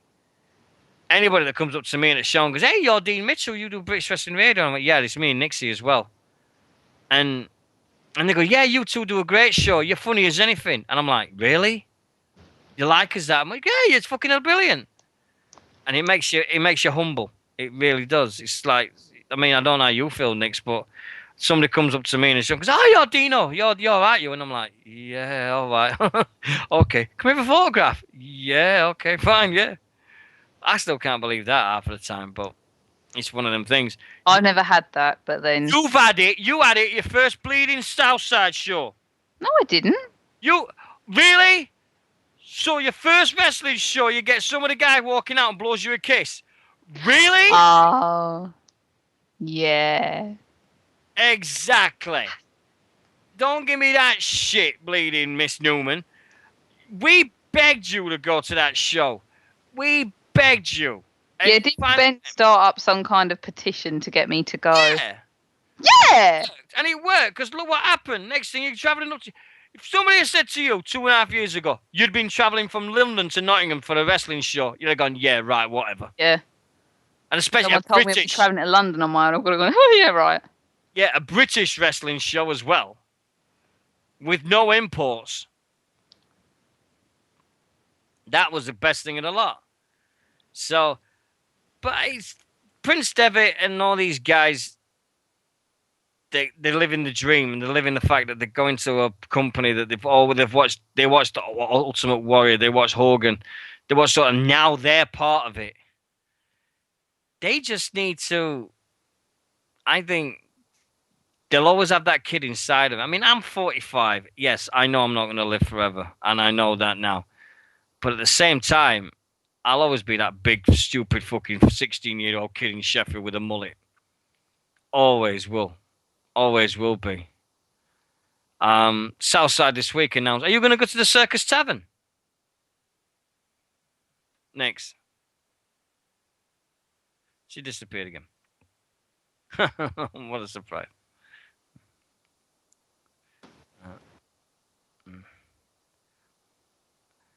I think I disconnected her. Oops. It's Southside. If you don't know the big announcement this week from Southside Wrestling, they announced this week that they are going to the Circus Tavern in Essex. So, Yeah. are you going? Yeah, I will because it's a Saturday. Right. Okay. We're gonna go to that. I'll be going to that one then. I think. I know it's like next year, isn't it? I don't know when is it? I forgot exactly the days, but yeah, Circus Tavern is a big deal for a lot of people, and it's good on them. So I think that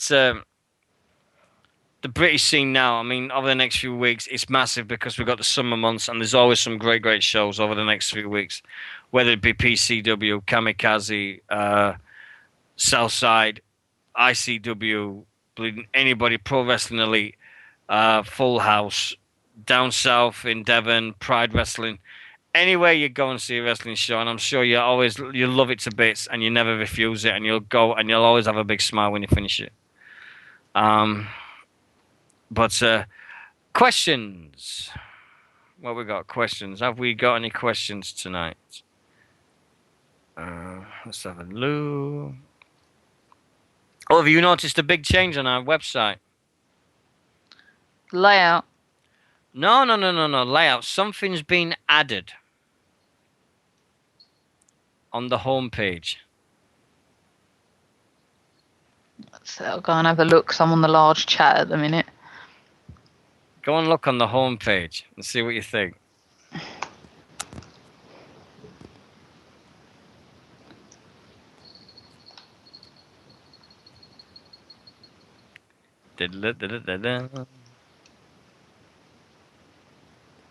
The Davy Boy petition. No. 420 Rugby League show. No. Go on higher. RadioRage.com. Takeover Wrestling Broadcast. No. A Nexus 7 ad. Yeah, that's it. A Nexus 7 ad. There's advertisements, isn't there? Yeah, There's 2 advertisements. there are. Yeah, we've got advertisements on the website. Okay. Yeah, I got signed up. I got to spend about a 30-minute chat with somebody that wanted to put advertisements on our page, and they told me how to do it, and I registered, and we've been accepted. So now we've got Okay. advertisements on the website, and there's going to be loads more by the time I'm finished. So we've got advertisements now. So if you go look on our website, and you're seeing everything like that, 28th of February next year. Wow. And things. Have you ever used a wrestling move in an actual fight, Nick? Or have you ever been in an actual fight? Have you used a wrestling move in an actual fight? No. But I used to get power bombed, remember? I have. I've used a flying gorilla. I've used a gorilla slam on someone. I picked someone up in a nightclub and just threw him across the bar. I remember that. In my rugby league days when I was a lot stronger. Some guy spilt me beer, called my girlfriend a slag, and next thing I know is I just picked him up and threw him over the bar. And my girlfriend was very, very appreciative because I stuck up for her. And I got thrown out because I nearly smashed the bar to pieces. But that was mine. Early 90s, being stupid, young 20s. So that was my thing. But that's me. That's me. Total me from start to finish. Have we got anything else to finish? Because I'm sure there's something I've missed. I can't think of it. Let me have a quick look. Hey, we've gone 2 hours and we've not mentioned once Kane. Oh, God, you know what? There's a really bad moment on Raw, wasn't there? I didn't see it. I didn't see Raw, unfortunately. Right, well, basically, Daniel Bryan comes out and announces his neck injury. And a little while later, Stephanie's in the ring. Kane comes out and he's dragging Daniel Bryan behind him, except he's not. You can see Daniel Bryan kicking himself along on the floor. Oh, for God's sake. It was really bad. we got some things. There is some other things in the pipeline I've got for this place, but they're going to stay private at the moment. I am just trying to get everything out. The Gorilla Report is coming up soon. The guys at the Team Hill podcast they've got another show coming up very, very soon, and they're going to do a great one at Ring of Honor. I'm very, very interested in seeing that one. Thanks. That's it. Oh, shit. June 28th, Preston City Wrestling are doing this free show. Tribute to the troops. It's all to do with the Preston troops things. And you've got Carlito and Chris Masters involved so far. So they're doing that at the moment. Mark Haskins versus Tommy End on June 1st at Southside. That's what's going to be a banging episode, that banging match, whatever happens with that. I put on a pace about the voice of LCW, Georgie. That's it. Got it. I sent this week. Finally had people. Everything's paid up now with Callum from the charity show from over a month ago. Everybody's paid. Everything. I announced a total the other day, Nix. Did you see it? It was in the hundreds, wasn't it? No, what we've made was in the thousands, wasn't it? The official total we raised of the 3 shows for Callum, £1,511. Good amount. From the bottom of Very my good. heart to every single person out there that donated or gave stuff or gave their time or did anything in their own. Thank you so, so much for what you did for that young lad. When I added up the total this week, and I was like, wow, over 1,500 quid.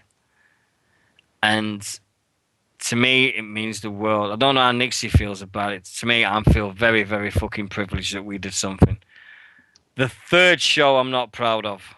I'm not proud of it because even though we had Lionheart and Evan Ginsberg and we had some great people, Ben all came on and everything, it just didn't feel that we reached the heights of the 2nd one for me. The 2nd one was the banging one for me. That was the greatest moment of my life. That 2nd show was just off the fucking wall. I don't know how you feel about it, Nix, because you did 3 with me. 2nd one was the best, I think. Looking back, do you think we did one too far? Yes. That's what I think as well. It was one too many. The first one was obviously like sort of a completely new thing we did. The 2nd one, we had so much kind of. It flew. It just devolved. It flew. We had a lot of support. And it just had a charm about it. You know, we were completely relaxed. I don't think I was tired once, apart from when you sent me to bed. And then didn't tell me when Diana Smith came on. And nothing. I don't think really anything went wrong throughout the whole show. The 3rd one, everything seemed to go wrong. You weren't well. The connection was bad. A lot went wrong. If I could turn the clock back now, the computer I'm using now, I wish I'd have had it then. Because now I've got the computers sorted out and everything sounds great. We sound great for a change. And I can't knock it for that. We all sound a lot better than we did, say, 5-6 weeks ago. Because the connection was awful. And it was my fault. I take full responsibility for using a 7-year-old computer for that one. I shouldn't have done it. But it worked the year before. So I thought, yeah, do it again. But it didn't, and I was so pissed off at the fact. It was amazed we raised 500 quid on that one.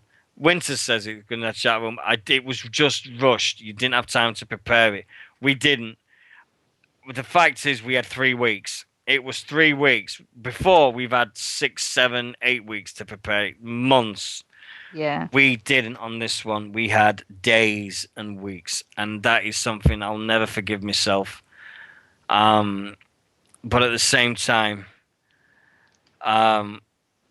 we got money for him. We got it what we wanted, and Sharon and Rob and Callum himself love us to bits for it. I still can't believe we did it, really. Being took ill on that day is something that will haunt me for the rest of my life. I'll always look back and think, went to the toilet and then just couldn't move. and the whole body just went poof. That was it. Can tell you now, there is never going to be a plan to do another one. There's no plans to do a 24-hour times 4. There's no plans. There's nothing that. There is a source that's close to my heart, but I'm doing it my own way with that one. I'm not going to have a 24-hour show for that one. I'm not going to do that. That's another time, and that's another cause that is close to my heart at this time. And it's going to involve me cricket and stuff. So I'm wearing pink every single cricket match I'm playing in this year. So that's going to be my thing. I've got a pink cricket bag at the moment. I've got a pink hat, and I'm just going to get more pink things I can find. I just have that on my mind. It's for one of my best friends. British Wrestling Radio has always been set up to promote and have a laugh and promote wrestling and chat about wrestling. Nixy does it better than anyone. I try my best to do it. But you're going away next week. I am. You're going to China. I am. Whereabouts in China? Or don't you know? Shanghai, Beijing, Xi'an, 9 Villages Valley, and Chengdu. Eh? I'm not just going to one place. That sounds like a fucking menu. No, 4 different places. 5. 4. Well, I'm sure I speak for everybody here. Have an amazing time. If I can get in the chat room, I will be in there. You have a great couple of weeks. You'll be back sometime in June, I hope, for us. June the 6th show. All right. Okay. Yeah, June the 6th. Right. So you have a great time for the next 2 weeks. Everybody, we will miss you. Fuck off. Don't make it feel important. Thanks to everybody for tonight. Oh, enjoyed it. There is only one way we finish this show. And because I got the new computer, we can do it now. So there's only one way we can do this. So I'm going to say bye-bye. And Nixie, have you got anything else to finish with? No, have a good 2 weeks away from me. Yep, and you have the same. And we'll see you all I'll see you all next Friday with Joe Tarpey from the Pipe Bomb and everything else happening. But anyone else, take care of yourselves and see you soon. Bye-bye. Bye.